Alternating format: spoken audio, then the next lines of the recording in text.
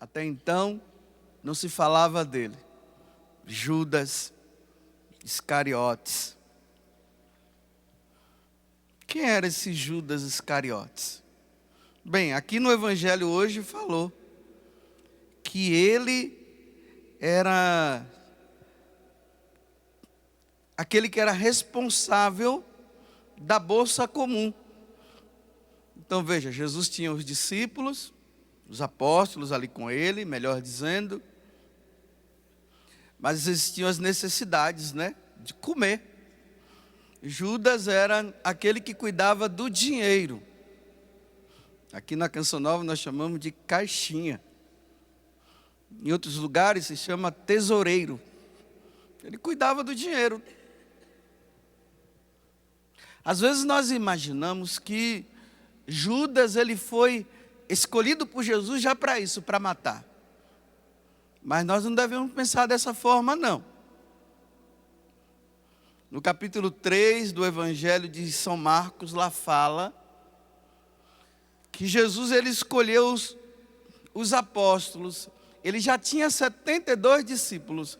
Dentre os 72, ele escolheu 12. Ali diz assim, Marcos, que Jesus escolheu os 12 e trouxe-os para si. E depois ele vai elencando, Marcos, o nome dos apóstolos e termina dizendo, e Judas Iscariotes, aquele que iria traí-lo. Por que eles colocam aquele que iria traí-lo? Porque quando o Evangelho foi escrito por São Marcos, esse fato já havia acontecido. Mas provavelmente o que foi acontecendo foi o seguinte: Judas foi se desviando aos poucos daquilo que era a intenção que Jesus havia chamado. O apóstolo, uma palavra grega, quer dizer enviado. Judas foi escolhido também como os outros apóstolos para ser enviado, para levar a boa nova do Evangelho. Judas foi conhecendo Jesus, como os outros apóstolos também foram conhecendo Jesus. Por exemplo, ele viu Jesus multiplicar os pães e alimentar 5.000 pessoas com 5 pães e 2 peixes.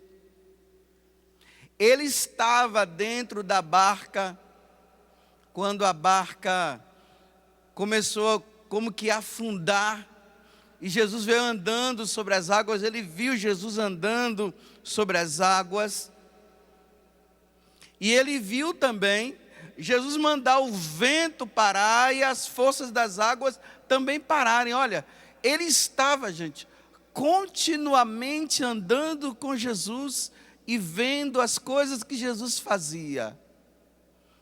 Mas infelizmente, Judas começou a fazer da vida dele uma mentira. Um seguidor de Jesus Cristo, ele pode estar rezando o terço todos os dias, ele pode estar fazendo as suas adorações,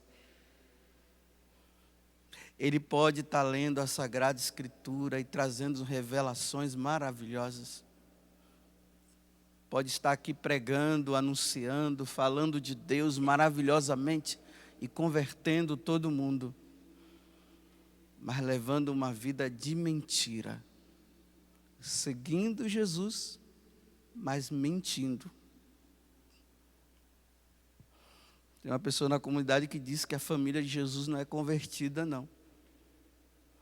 E realmente, os parentes de Jesus chamavam ele de louco, vendo tantas maravilhas que Jesus havia feito, mas levavam uma vida, mas não acreditavam em Jesus Cristo. Olha só a mentira de Judas, né? Declarada no Evangelho de hoje. Aí está lá Maria, perfumando, né, os pés de Jesus, ungindo com esse perfume de nardo puro, que era um perfume que vinha da Índia, era importado, por isso ele era caríssimo. Aí Judas olha para ela e diz assim, ó.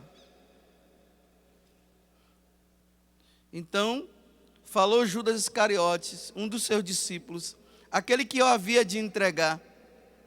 Por que não se vendeu este perfume por 300 moedas de prata para dá-las aos pobres? Isso é uma mentira, gente. Tanto é mentira que depois vem o seguinte, versículo 6. Judas falou assim, não porque se preocupasse com os pobres, mas porque ele era ladrão. Então, o dinheiro que ele usava, que era para colocar em comum com os apóstolos e com Jesus, com as necessidades, ele pegava para ele também. Ele era um ladrão. Ele tomava conta da bolsa comum e roubava o que se depositava nela. Interessante, gente, que Jesus, ele conhecia Judas. Olha só, no capítulo 6 de São João, quando Jesus fala que é o pão da vida, e muitos discípulos acabam não acreditando, e a partir daquele momento eles abandonam Jesus. Lá diz assim, Jesus diz, há algum entre vós que não creem, pois desde o princípio Jesus sabia, olha, desde o princípio Jesus sabia quais eram os que não criam e quem o havia de trair.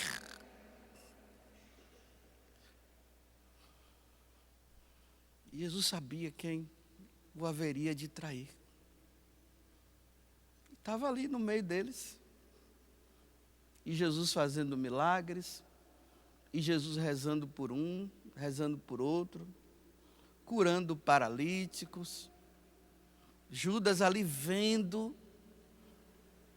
ouvindo Jesus dizer que ele estava se aproximando de Jerusalém, que ele ia ser morto ao terceiro dia e ressuscitar. Mas, gente, a palavra não entrava no coração dele, não. Ele optou por levar uma vida de mentira.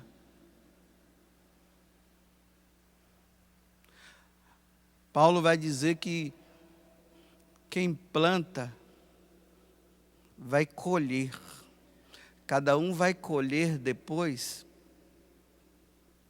de acordo com a sua vida.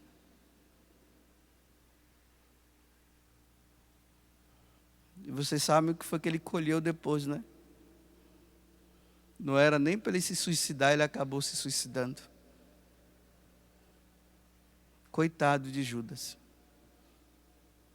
E hoje as pessoas ainda têm coragem de ficar pegando e fazendo o tal Judas lá para queimar o Judas, né? Cuidado para você também não ser um, viu? E talvez não vai ser nem queimado aqui, mas no inferno que vai ser queimado. Porque imagina você pegar um Judas lá para queimar, sendo que a nossa vida muitas vezes é semelhante a dele. Hoje eu estou refletindo da seguinte forma. Depois de ter feito jejuns e penitências durante esses 40 dias, hoje eu tenho que me perguntar, eu sou um seguidor de Jesus, e sou mesmo. Não, eu acho que vocês não têm dúvida, né? Acho que dúvida ninguém... Não sei, eu posso até ter dúvida de vocês aí, mas pelo menos, olha que tem dúvida. Eu não posso ter dúvida, eu sou um seguidor de Jesus. Mas só que a pergunta é, como é que eu estou seguindo? Será que nesses 14 anos de padre na minha vida, eu tenho feito da minha vida uma mentira? Celebrando missa, atendendo confissões, rezando por pessoas, andando por esse mundo e dizendo, pregando o evangelho. Até no Japão eu já fui, olha só, até no Japão. Nossa, padre, até no Japão, sim, em Canas também, bem pertinho aqui, tudo igual. americana, Japão, Estados Unidos, Espanha, Roma, Portugal, tudo. Já fui nesses lugares, tudo. Já fui lá no México. Até em Cancún eu já fui, nem sabia o que era isso. Fui lá também. Mas de nada vale todas essas coisas, porque não vale mesmo. De nada vale. Se a minha vida for uma vida de mentira. Posso não ser um ladrão, porque com dinheiro eu não mexo, graças a Deus. Nunca fui caixinha, já fui administrador um tempinho já. Não mexo com dinheiro e não quero mexer. A própria Bíblia fala que a fonte de todos os males está no dinheiro. Porque quando se fala em dinheiro, você pode ver. É um problema. A pessoa pode ser boa, ótima, mas pegue o dinheiro dela para você ver. Pode observar famílias divididas por aí, por causa de dinheiro, por causa de herança. Porque o pai morreu e deixou a metade para um e uns pedacinhos para outro e não sei o quê. Agora estão os irmãos querendo se matar. É o dinheiro.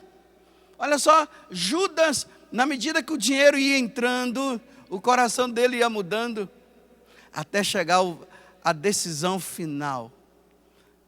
Entregar Jesus por 30 moedas de prata. E 30 moedas de prata corresponde à compra de um escravo. Ele ainda vendeu Jesus como um escravo. 30 moedas de prata. E que vida eu estou levando, gente? Será que eu estou sendo fiel ao Evangelho? Olha, não caiam na ilusão de achar que eu estou bem com Jesus Cristo, porque eu estou vendo curas acontecendo, jovens se convertendo, adultos se convertendo, casais se convertendo, tudo mudando de vida, e eu escondido ali e levando uma vida de mentira, mentindo. E Deus sonda todos os corações, Ele conhece o coração de todo mundo. Depois leiam o Salmo 138 que vocês vão ver. Na Bíblia da Ave Maria é o 138. Na CNBB é 139, veja lá. Eu conheço o coração de cada um, Deus fala. Eu sondo, aonde quer que eu esteja, o Senhor está. Mas vejam, gente, Jesus vendo Judas daquele jeito, Jesus foi dando as oportunidades para ele, para ver se ele mudava o coração. Vocês querem ver uma oportunidade? Jesus estava na ceia, nós vamos ver isso durante esses dias. Lá na ceia, a última ceia com os apóstolos, comendo. Aí Jesus diz assim, um de vós, vai me trair. Aí os apóstolos começam a dizer assim, quem é? Sou eu. Aí Jesus disse, aquele que eu colocar e molhar o pão no prato, ele vai me trair. Vocês pensam que Judas não escutou? Não, escutou. Aí o que foi que Jesus fez? Molhou e deu para ele. Estava dizendo, Judas, eu sei que você está querendo me trair. Ele mudou? Não mudou não, gente. E sabe por que os apóstolos não entenderam? Porque quando se coloca, o judeu é assim, quando você está comendo, você pega um pedaço de pão e molha no prato daquela pessoa e dá para ela, significa, é o meu melhor amigo. Por isso que os apóstolos não entenderam nada. Porque na cabeça dele estava, se ele molhou de Judas e deu para o Judas, então é o melhor amigo. Por que ele está dizendo? Então ninguém entendeu nada. Mas Judas escutou. Existe um mistério no ser humano que só Deus pode desvendar, viu?